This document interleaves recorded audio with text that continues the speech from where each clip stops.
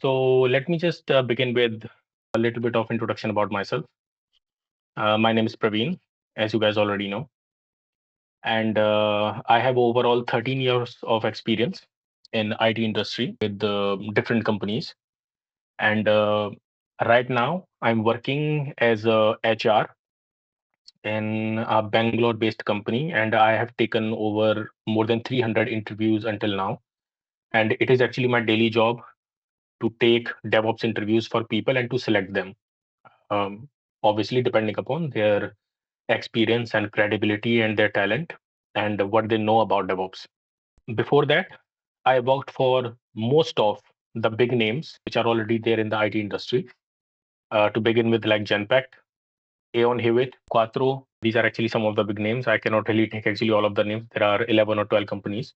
And right now, this is a session for DevOps that in this course, what we are going to cover. So because it is my daily job to take interviews of people, and I know actually that what exactly to look for when you are taking an interview of a person, and what are the skill sets that professional companies, big professional IT companies, international ones, and the domestic ones also, they need or they look for. So I have created this full course basis of that thing only. DevOps or DevSecOps.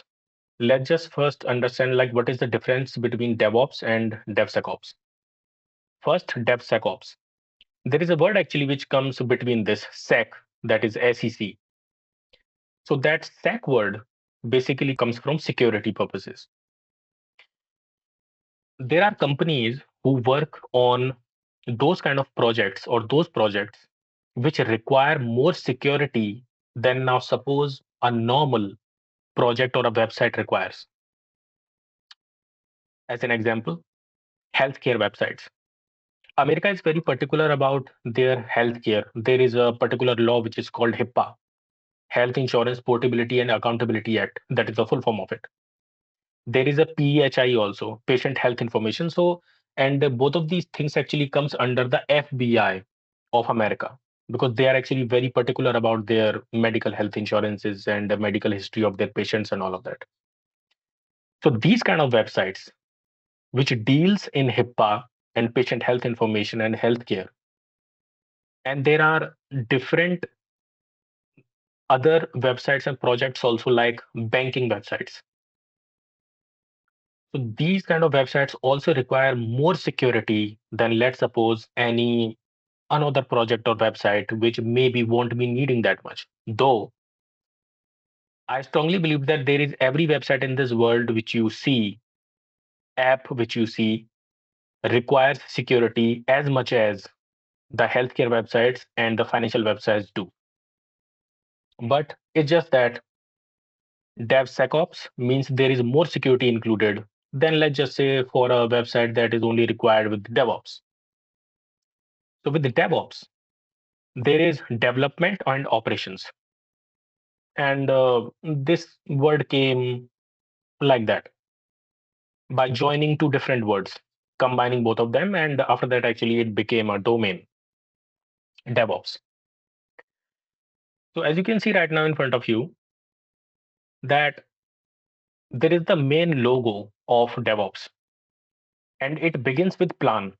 Before I make you understand this part, that what is this DevOps and what is this chain of cycle, which right now in front of us, if I just put it very simply in front of you for all those people who may be coming from a different background, not very, very much knowledgeable, or they actually don't have that much understanding of what is DevOps is all about and what they do.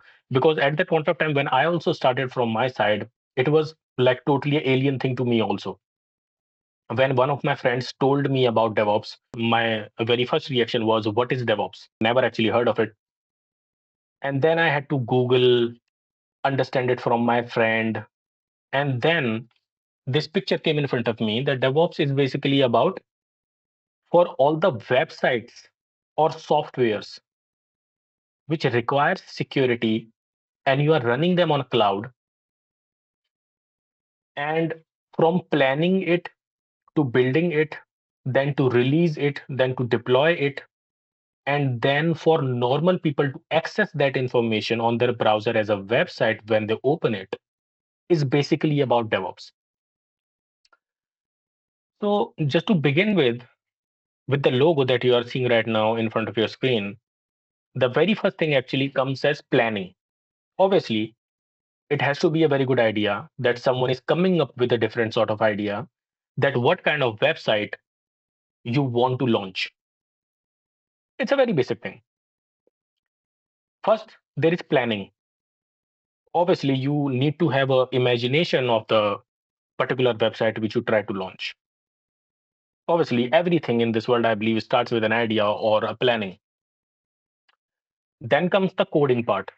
There is actually one more thing related to coding which you guys need to understand, that coding part officially is not a part of DevOps.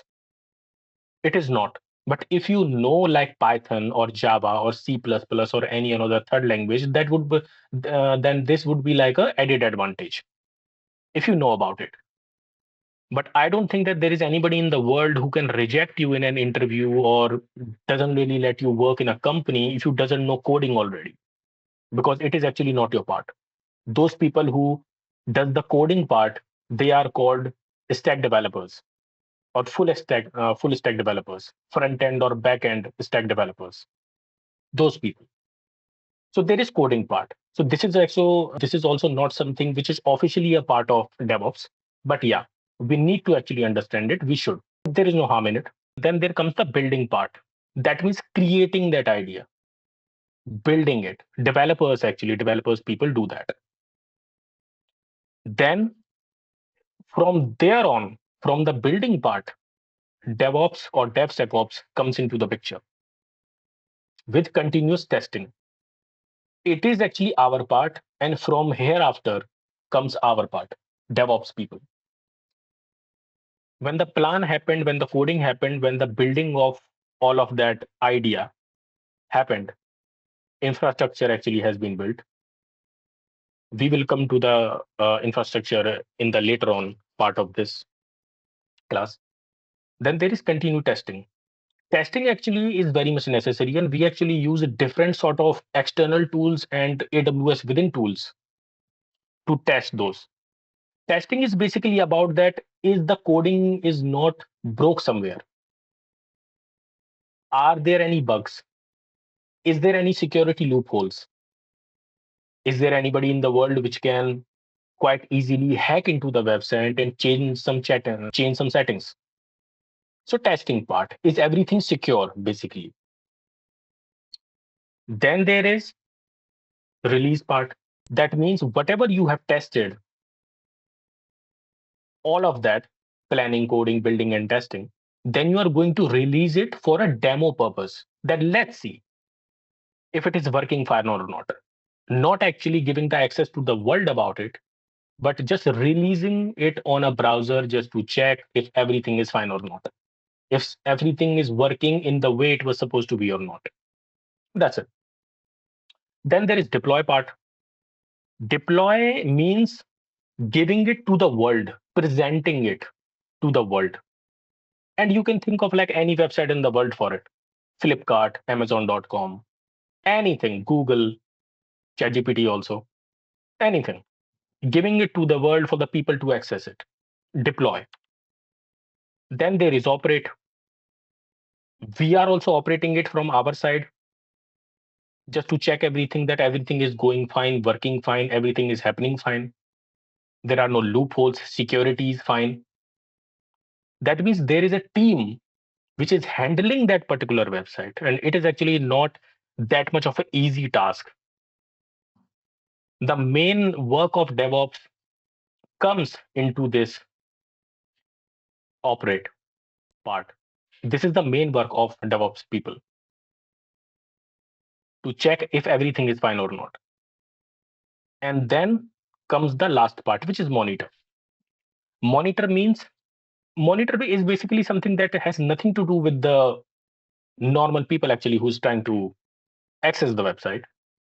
Monitoring is basically that if everything is working fine or not, which is also, I mean, like this is a particular thing which is correlated with the operate thing, that we are actually operating it, or the other people also in the world actually operating that website. And monitoring part is like a back end sort of part. It is a hidden part which DevOps people do. We will come to that also later in the line. So, as I already told you, that DevOps is a way of working where the developers who write the code and the operations team who manage the servers and deployment, that means us, operations team here is referred as us, DevOps people, work together as a team instead of separately. If there are any problems like some bugs or the coding is not correct, then we have to get in touch with the developers people to fix it. Because as I already told you, that coding team is not officially a part of DevOps, but yes, we can consider it sometimes. And there is a different kind of coding which we do. We will come to that also later. So these are the some parts which I've already covered, that there is planning, then there is coding part, then there is building part, then there is continuous testing part, then releasing it for the testing purposes, that are we going to, if everything is working fine or not. Then there is deploy also. Deploy means, as I said, deploying it to the world for the people to access it. Okay. Then the final part comes in, which is monitoring, just to check that everything is working fine or not, and things like that. Once it is live, we must keep an eye on it, watching for errors, slowdowns, user issues. Monitoring help us know if something goes wrong before users start complaining. Obviously, if there is a website which you're trying to run, obviously you would not be wanting that there are actually people around the world which is not happy with that particular website, or they are actually not able to access it, or there is very latency, there is very slowness in the website, and things like that. This stage gives feedback for improvement and start the next planning cycle again. Think of it like a backend department of an office that is watching how things are happening and if there are any problems or not with the website. And there is a very normal thing which I've written at the down: the plan, code, build, test, release, deploy, monitor, and then repeat again. Why AWS for DevOps? Okay, so here comes quite an important part. Right now, there are mainly three big companies which offers these kind of services. AWS, which is the main part of Amazon Web Services, owned by Jeff Bezos. And AWS is the main one actually, which is quite old in this game. Quite old. If I'm not mistaken, they are the very first people actually who introduced these kind of things. Previously to this, before the cloud services, we will come to this part also, like what is the cloud and this part also for those people who doesn't know. So before this, companies used to have hard drives in their offices. There was a main room in those IT companies or different sort of companies. There is a main room, big room filled with hard drives and SSDs who used to keep that data. And they used to run that website from that one room only. They needed to have a lot of hard disk drives to secure the data, to have the data. Then cloud like interfaces came, like AWS. This is a company which gives this sort of flexibility and functionality, that if you have an idea, if you want to run a website, we are having this service. Please launch your website with help of us, and we are going to help you out also. So you don't really need to have a particular room to have full of hard disk drives and stuff like that. We are going to manage everything for you. Basically, AWS or different sort of companies which gives these kind of services says that. Then there is Azure. Azure is from Microsoft. Then there is GCP, which is Google Cloud Platforms. Both of these, I mean, all three of them gives same kind of services.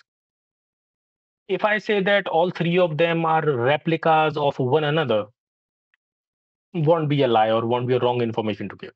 But AWS is the most easiest one to learn, and AWS is the one which is actually in most demand. Right now, there is a very recent ChatGPT kind of interface came with a different name, which is called Perplexity. Perplexity is being launched by AWS. Then there is Azure. ChatGPT is on Google Cloud platforms. ChatGPT. So Google actually is the one which launched ChatGPT and related things. Then there is Azure also, which is from Microsoft. The most demanded is AWS, Amazon Web Services, the biggest and the oldest cloud provider. Okay, it is also a very good question that why AWS and its services. As I already said that you no need to buy hardware like hard disk drives, different computers, and stuff like that. Pay only for what you use. It is actually one of very good things. Now, suppose that if you are being asked this question in an interview, that why you chose only AWS. First thing is it is the easiest to learn. Second thing would be that you pay only for what you use. It is a very good thing about AWS that there is a particular function. I don't know if you guys have already know about it, which is called Lambda. Lambda is a serverless functionality, which we are going to come for the serverless also. It is a serverless functionality of AWS, and it runs only for like some milliseconds to make it work. I mean, whatever the work you want to be done from Lambda, when you launch it, it runs for like some milliseconds and get the result for you. Then AWS charges only for those milliseconds some minor cents, not even like fully dollars, some minor cents for it. So it is a very good thing about it. AWS also give you this service, which I believe now Azure and GCP also gives you, that it scales automatically. Means if the data is getting bigger and bigger, you don't really have to, put more hardware to it. AWS services are going to take care of it. It doesn't matter how much data you are going to put. AWS is going to handle it. It is very secure. It is globally accessible.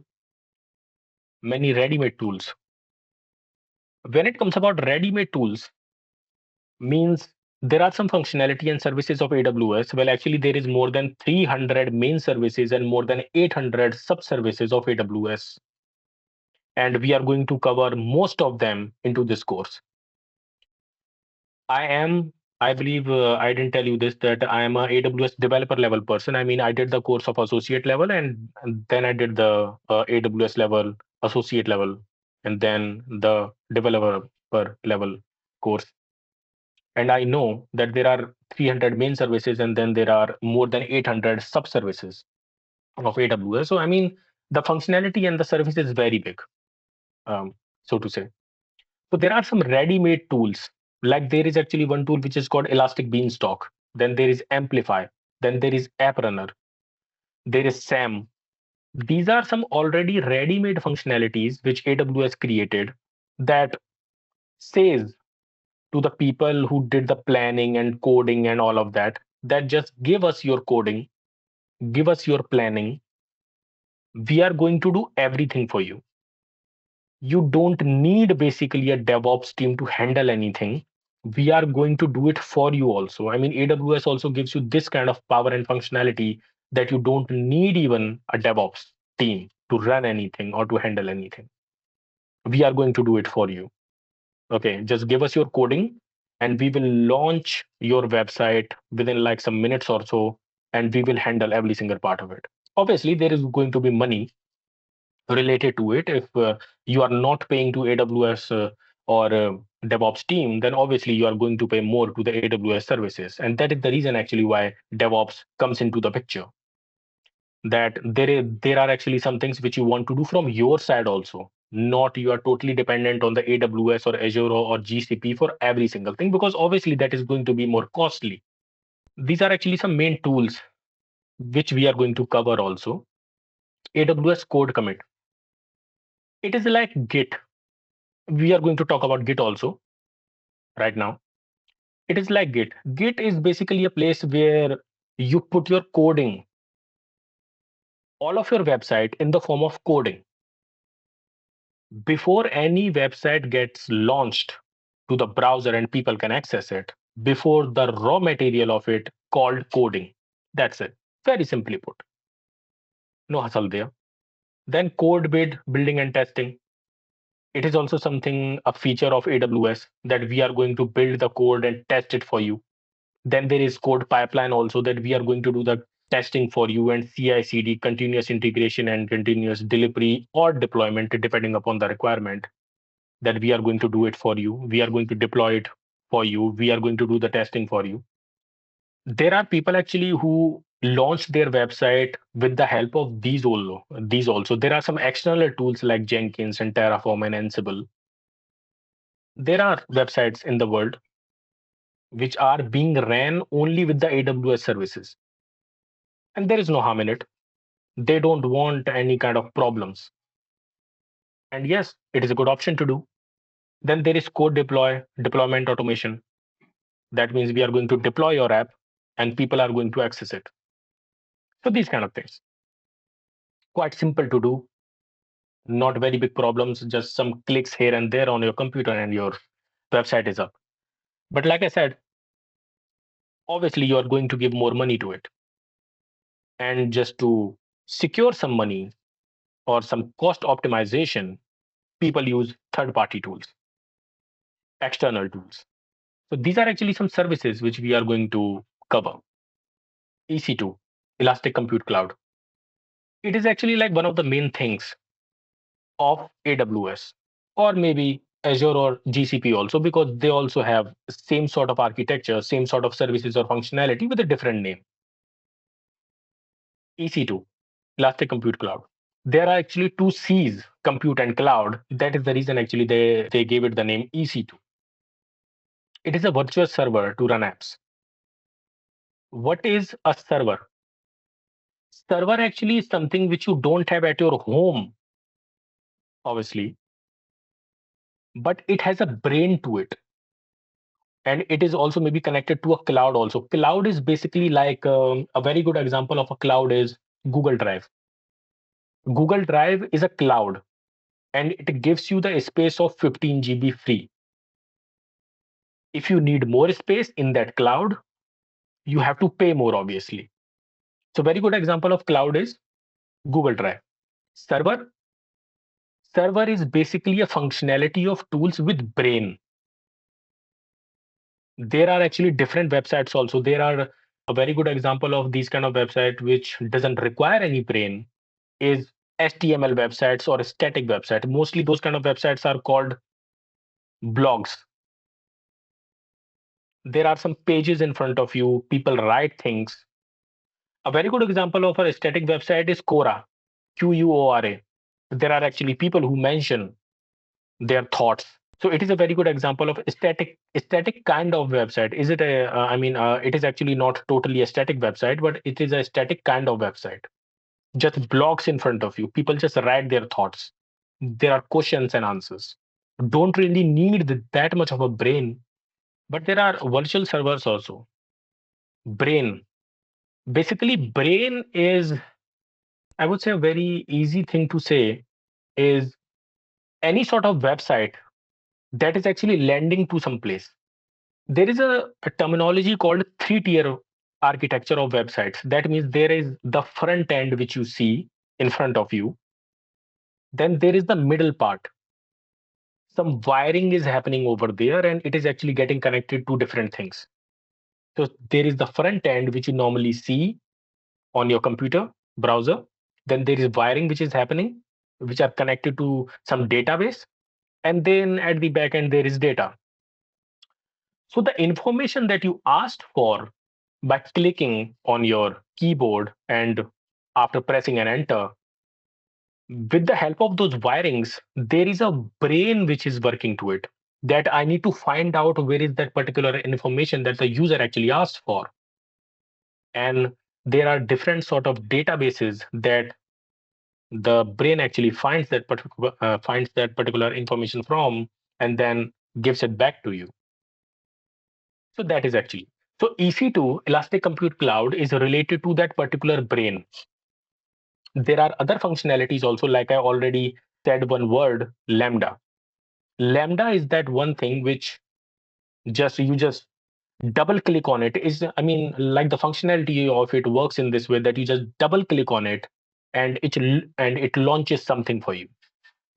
Doesn't really need a brain. You just double click on it, and whatever the information it has, it just pops up in front of you. Doesn't really need a brain. So Lambda is a very good example of something that doesn't need a brain and just does what it already has. That's it. EC2 is not like that.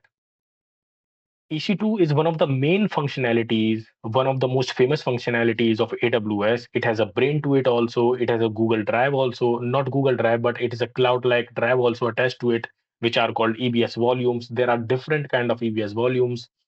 You put your data in. So we are actually going to cover all of that in detail in this course. Then there is Lambda, run code automatically without managing servers, serverless. That means it actually doesn't have any brain. Then there is ECS and EKS to run Docker containers. We are actually going to cover this also in detail. This class is going to be for like an hour or so. And if I just go quite deep in this, I strongly believe that the full day would be quite less to understand. We need actually more than a day just to understand the demo part of it. Then I believe I already mentioned Elastic Beanstalk. It is actually one of the services that AWS says that you just give your coding to us and we are going to do everything for you. You even won't be needing a DevOps team to manage or anything your website. These are some functionalities, AWS tools, which normally people use in their websites. These are actually some things which works at the background. Only DevOps people knows about it. When you are in front of google.com or when you are in front of amazon.com, flipkart.com, snapdeal.com, there is one API interface actually which you see in front of you, whatever you see on your browser. Normal people actually sees all that, but these are actually all the things: S3 bucket, EBS volumes, EFS, Glacier, RDS, DynamoDB, Aurora, Elastic Cache. These are some of the things which are actually working at the background just to make things easy for you. So we are actually going to cover all of it also. These are all mole AWS tools which you need for running a website. So these are actually some of more tools which we are going to read about, learn how to work on them, and what exactly they are when it comes about launching a website. All of these, you need them. One more thing actually, which is quite easy to understand, that actually there is this thing, API gateway. It is a, I would say, quite funny thing to understand. The full form of it is application programming interface.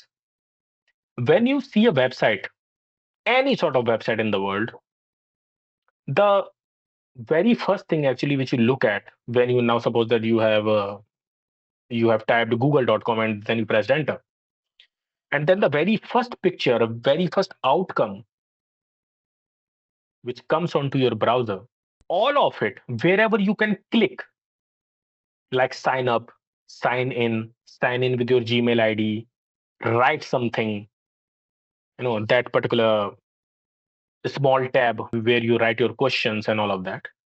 All of those things, which is actually leading to some place. Sign up is leading to a sign up page. Sign in is leading to a sign in page. Search is leading to a particular database actually that has a lots and lots of questions and answers already filled up with it.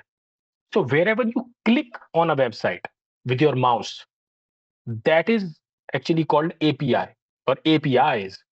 They are internally connected to a database or an answer to it. It is going to, land you at some place and going to give some answers for you. So we are going to talk about these things also. Okay. This is actually one of the main things which really makes everybody, all those people actually who want to learn DevOps and all those people who are already into DevOps, it is actually something which really makes them quite excited. I have taken already two batches, my personal batches. One of the batches had 21 people and the other batch had 14 people. So as I was teaching them, most of the times I got this question that when are we going to see or make or create the CI/CD pipeline or the flow? So this is An example of quite a complete CI/CD pipeline. I don't see actually anything that is missing. So this is a flow of CI/CD pipeline. It is starting from the left of yours, requirement to change background color or stuff like that. Then GitHub, then Jenkins, then Maven, then SonarQube, Treevee, Nexus, Docker, Kubernetes, Gmail, these kind of things. So this is a full CI/CD pipeline. Okay. What is a CI/CD? Continuous integration and continuous delivery. It is the full form of it, but just understanding the full form is not enough, I guess. It was never worked for me though. I had to get into details of it. Then CI/CD, continuous integration, CI. Basically, it means that you are changing things or updating things as per the time period or as per the requirement in the coding part and then testing it. There is actually nobody in the world who can create a perfect CI/CD pipeline. They fail, they drop, they show you bugs, they tell you that first of all, update this particular software, otherwise I am not going to launch myself. They kind of like anyway talk to you. So continuous integration, that means you are changing code, you are changing codes, you are offering different things, you are changing the color of a website, you are putting more efforts to it, you are putting more inputs to it. There are different functionalities which you offer, you are testing different things, you are offering more options for the people. So this actually all comes in continuous integration. Keep on changing as per the time, updating softwares also, different kind of things. Then the second part is CI/CD. CD has two full forms. It is actually quite funny though. It has two full forms, continuous delivery and continuous deployment. This thing would be quite surprising for you people that CD, continuous delivery and continuous, deployment.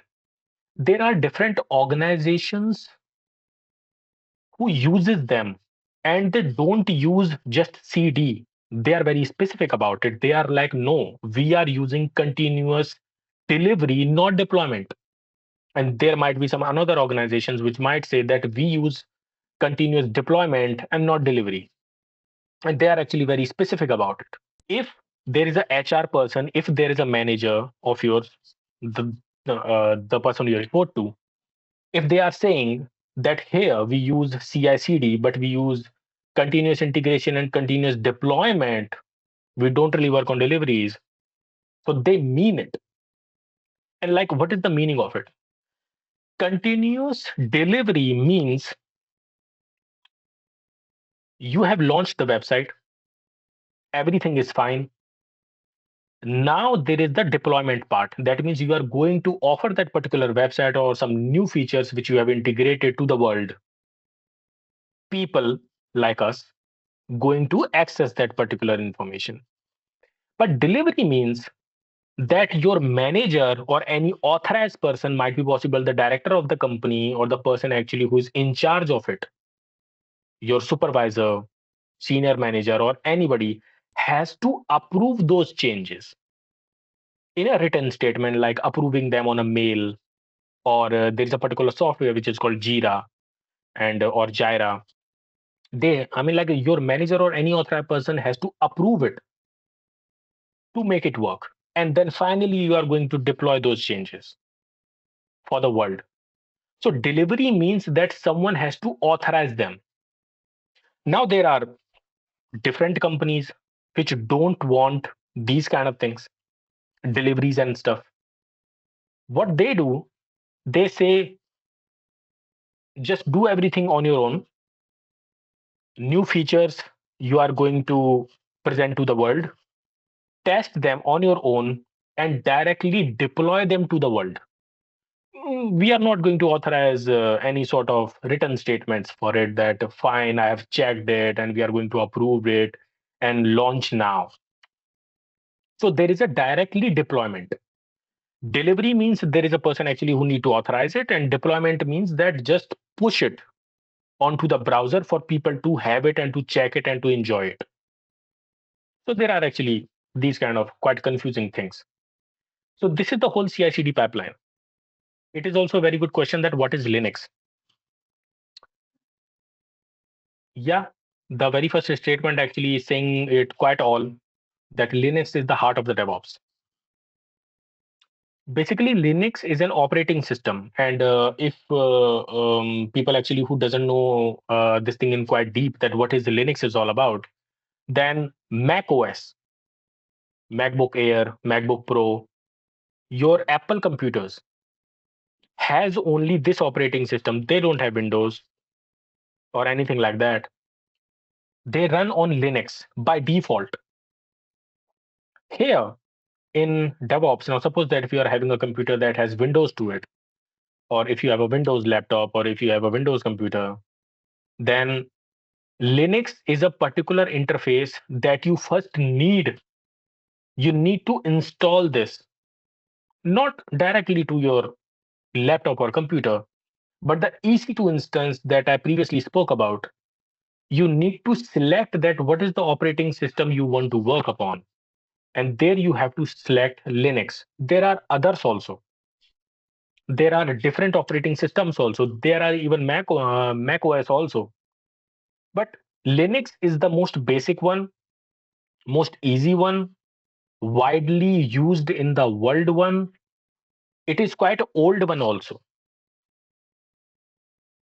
So this is like one of the reasons to choose Linux most of the times. Very rarely people are going to ask you that, do you know anything apart from Linux? So it is an operating system. Most of the times we are going to work on it.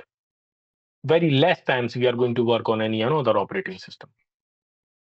It is stable and secure and fast and lightweight. Command line friendly, quite less commands to work upon. Shell scripting. You have heard about this thing, shell scripting. If you already know something about DevOps, I mean, I strongly believe that you guys just like doesn't know anything about already DevOps. You never Googled about DevOps or anything like that, and you just came straight forward to this demo class. So you might have heard about shell scripting. What is shell scripting?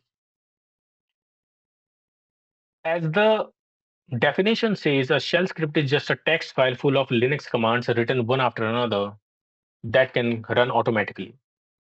But I can totally understand that this definition is not sufficient enough to understand. So, what is shell scripting? Very simply, no hustle, no hush push. Shell scripting is basically, you can say, a text file in a way that has only text. With the help of some Linux commands, you make it executable. That means when you are going to double click on it, it will start working on the commands one by one from beginning to the end, executing all those things, whatever you have written in that text file. So the second line that actually says that it usually has a sh extension. That means when, I mean, first of all, you are going to create a file, you are going to name it .xh. It is quite similar to like .txt, .html, and stuff like that. So you are going to name it .sh. Then there is a Linux command which is called chmod, and then there is the rest of the command u+x and stuff like that, and then the file name. So there is a Linux command, you run it to make that particular file which you have already created executable. Then all those things, whatever you have written, commands basically, or whatever you want to work on, just to make things easy for you, that you are not installing, running on commands one by one, copying and pasting, pressing enter, making them executable, making it work for you.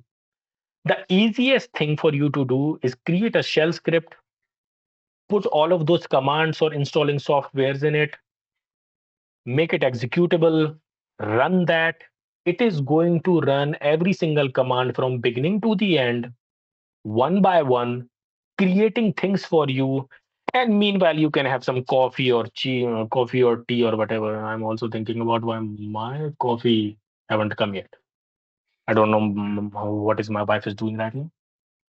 She haven't given me my coffee. That's fine. So that is SH extension, shell scripting basically. Further, you can read shell scripting helps in DevOps too. Automate server setup, install and configure tools, manage deployment, run maintenance tasks automatically. These kind of things. Some external tools. I believe I already mentioned that AWS offers a lot services for people to work with them when they say that you don't need any external tools, you don't need any external softwares, you are bringing them from downloading them and all of that from external, some media, some another website. You don't need that. AWS is quite sufficient enough to make it for you. Obviously, like I said, I previously mentioned this thing also that they are actually going to ask you for more money. Then why people use external tools? If AWS is sufficient enough to run your website for you and you won't be needing any DevOps team to handle all of it, then why you are going to use external tools? Very good answer and very easy answer to give for cost optimization because external tools are free to use and they are secure also. So just learning AWS is not sufficient enough. Hands-on experience on external tool also matters because every company in this world, any IT company, any some that kind of a company which is trying to run their website, obviously they want to reduce some cost as much as they can. So these are some external softwares which we need to learn about. IT companies are going to ask for it. If you are giving an interview, you cannot really say that AWS is sufficient enough to do everything. Why we are talking about third-party tools now? Why we are talking about external tools? You cannot really say that. They want to reduce the costing. They want to work on cost optimization. That is the reason people use external tools. I remember that when I gave my first interview, and at that point of time, I did the course of AWS developer. And when I was giving my first interview, people actually started me, that HR person started asking me about Jenkins. Jenkins is one of the tools. We'll talk about it. So at that point of time, when I answered that AWS is sufficient enough to do everything on its own, you just give the coding part, and it will actually handle the rest. Why are we talking about some external tools? Obviously, I got rejected in that interview, but I learned actually some very basic thing about it that cost optimization is very much necessary, and these external tools, third-party tools, give you that. They are free, they are easy to use also, they work in that CI/CD pipeline. I strongly believe that every company in the world actually uses that. So this is Git. Simply put, what is Git? It is a coding, storage, and collaboration. Whatever the coding part you have, I mean, when your website is launched, it gives you pictures, some beautiful things. It has an interface like Flipkart or Amazon.com or Google. But there is a raw part of it, and that thing is called coding. Just to make it secure, you can keep a copy with you also. And the second part of it, that you can put actually all of those coding by making your own account on GitHub and put it over there as well, just to make it work. So simply put, Git is something you put your codings on. That's it. Git is also something actually which can run like Jenkins or like AWS, your coding part also, or can deploy your website as well. But most of the times, actually, people don't really use it. People go for Jenkins. But this thing is also quite in demand nowadays. We are going to talk about it. Jenkins. Okay, what is Jenkins? If I just put it very simply, Jenkins is an automation tool and CI/CD tool. Yes, the definition actually says that. But what actually is Jenkins? Jenkins is like the senior manager of the CI/CD pipeline. This is the person actually who gets the coding from GitHub and deals with and talks with another softwares to, like, in a way, ordering them that please do your work. I am commanding you. It is the manager to tell other tools what to do and what not to do, what they can do and what they can't do. It is like a senior manager, Jenkins. This is the one actually who keeps in touch with other tools and tell them what to do and what not to do.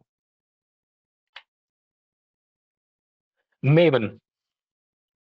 Maven is a tool, but quite rarely used in CI/CD pipelines. Or, so to say, there is a language called Java. If the website, any website we are talking about, if that particular website is that kind of website which is built on or created by Java language, then you will definitely be needing this Maven tool to make it work. Like the definition says, that it is a build tool for Java projects. Java related projects only. If your website is worked on or maybe created by a different sort of language, because there are actually multiple ones, so you won't be needing Maven. But it is just a good to know information. Then there is SonarQube. SonarQube is also an external tool. People actually use it in their CI/CD pipeline or for their websites or projects, just to understand that are there any bugs they need to fix? Is there code smells? Code smell is basically a terminology which says that there is actually something wrong with the coding part. Are there any bugs? Are there any loopholes? Is there something to fix? SonarQube actually gives you a particular ratio, a threshold of fixing the bugs, that you can put it like in this way, that please pass the SonarQube if my coding part of my website is, let's just say, 95% correct. If it is 95% correct, then rest of the 5% I can let it go. So there is one threshold which you can put to it, that just if my coding part is 85% okay, 80% okay, 95% okay, then pass it. If it is below it, let me know, because then some serious fixing is needed. So that kind of a thing. Treevee, good to have. It is a security scanner, again for the coding part. With Treevee, in the CI/CD pipeline, you can use Treevee for three different reasons. First, it is going to scan your Docker images. Okay, now what is Docker? We are going to, include it. We are going to talk about it. So there are three things you can do with Treevee in the CI/CD pipeline. First, Treevee is very good for scanning Docker images. Second, with the help of Treevee, there is a specific command. You can scan any particular folder also, that just check that particular folder for me if it has bugs or code smells or vulnerabilities and stuff like that. Treevee can also be used, or it is actually widely used for Terraform also. Terraform is also an external tool. We are going to talk about it also. Terraform coding basically tells that is Terraform coding secure or not. You will understand when we'll talk about Terraform. So Treevee is mainly a security scanner. It scans your coding and loopholes, basically, not bugs or coding part, but mainly loopholes. Is it exposed enough for a hacker to hack in? Mainly that. There is Nexus. Nexus is basically a repository, quite similar to GitHub, but quite different than it. It consist your jar file and var file and Docker images, some files, if you don't understand it already, then files, and keep them in the store with them. Keep them in their own store, Nexus. So next time when you're going to use it, you don't really have to rebuild all those things again. You can take them from Nexus directly because it stores them within it. Docker. Most of the times people ask questions related to Docker and Kubernetes. Okay, what is Docker? Very simply put, it is a container platform, as the definition says, but with a human touch, normal layman language. That coding part, which I already spoke about, that you have put in the GitHub, Docker creates a image of it, a Docker image. It is like quite similarly, you can say that it creates an ISO file if you quite understood the Windows part. It creates a ISO file from the var file, which has actually multiple files. It combines all of them and create them in an ISO type of file. Though var file and ISO file has nothing to do with Docker images, it is just an example or a metaphor to use. But Docker actually creates an image of the coding part, which is already there in the GitHub. Make it executable on any platform, whether it is AWS, GCP, Azure, because those companies also uses Docker. It is a third-party tool. So it creates an image, make it executable, make it to run at any platform. That's it. Basically, simple. Okay. Kubernetes. Kubernetes is like, I would say, the admin department of your project or the website that we are talking about. It is a container orchestration. Okay. It is just the definition, because, but I know that definition actually are not always sufficient enough to understand. Docker created the image, then Kubernetes is the one particular external tool which takes that Docker image from Docker, puts them in a container to run them, and then throw the website onto the browser. I hope it is quite understandable that Docker actually created the image, just that. Although I have to actually mention this thing, that Docker is also sufficiently enough to make it in a container also and then run it. But most of the times, actually, people don't do it. You can do it from Docker's point of view to create the image, put it in a container also. Docker is also sufficient to do that. But mostly people use it for the testing purpose only, that let's just see if the image that Docker has created, is it visible onto the browser or not, or just let's see how it looks like. Docker is also quite sufficient for that, capable of that doing. But when it comes about Kubernetes, I mean, like when you are going to include the Kubernetes part also, then Docker created the image, and then Kubernetes does the same thing which Docker does, creating a container and stuff, and then push it to the browser for people to access it. It is actually the main one, Kubernetes. There are multiple ways of launching Kubernetes, 3 or 4 ways, which I know. So we are going to talk about that also. This demo class was supposed to be under 1 hour, but I actually it has become 1 hour and 9 minutes.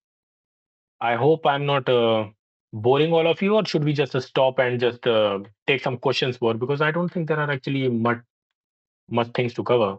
Yeah, there is actually going to be Q&A, and these are actually the rest of the tools, mostly monitoring tools. Kubernetes after that is Prometheus, Grafana, Black Box Exporter, Node Exporter. These are just monitoring tools, just to see if the website is working fine or not. And if there any problem, then DevOps teams comes into the picture and try to fix it. And obviously they fix it. So obviously there are high demands for AWS developers and AWS developers or DevOps engineers. because there are millions of websites in this world which needs a DevOps team to run them. You cannot really run websites on your own, especially nowadays. So there is DevOps team. You need actually DevOps team to run any sort of website, apart from, I would say, HTML or static websites. Like I already gave the example of that vlogs and stuff.